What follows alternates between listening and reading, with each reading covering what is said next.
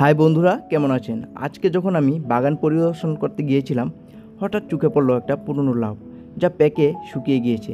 দেখে মনে হলো এখন তো আর এই লাউটি কোনো কাজেই আসবে না। প্রথমেই ভাবলাম ফেলে দিই, কিন্তু পর মুহূর্তেই একটা চিন্তা মাথায় এলো, এই শুকনো লাউটাই যদি নতুন জীবনের রূপ দেওয়া যায়। যেমন ভাবনা তেমনই কাজ। এই পুরনো শুকনো লাউটি দিয়ে আমি কিভাবে একটি খুব সুন্দর ফুলের টাব তৈরি করেছি, আজকের এই ভিডিওটি সম্পূর্ণ দেখলে আপনারা বুঝতে পারবেন।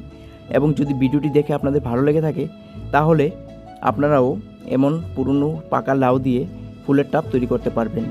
এই ভিডিওটিতে আগে যাওয়ার আগে আপনাদের সবার কাছে একটা অনুরোধ করব, যদি ভিডিওটি দেখে আপনাদের ভালো লেগে থাকে এবং চ্যানেলটি এখনও সাবস্ক্রাইব করেননি আপনারা, তাহলে প্লিজ চ্যানেলটিকে সাবস্ক্রাইব করে রাখবেন গার্ডেনিং রিলেটেড ভিডিও দেখার জন্য, এবং নোটিফিকেশন বেল আইকনটিতে অবশ্যই ক্লিক করে রাখবেন যাতে আমার পরবর্তী ভিডিওর নোটিফিকেশন আপনারা সবার আগে পেতে পারেন। এবং যারা অলরেডি আমার চ্যানেলটিকে সাবস্ক্রাইব করে রেখেছেন এবং আমার ভিডিও দেখছেন, তাদেরকে জানাই অসংখ্য ধন্যবাদ।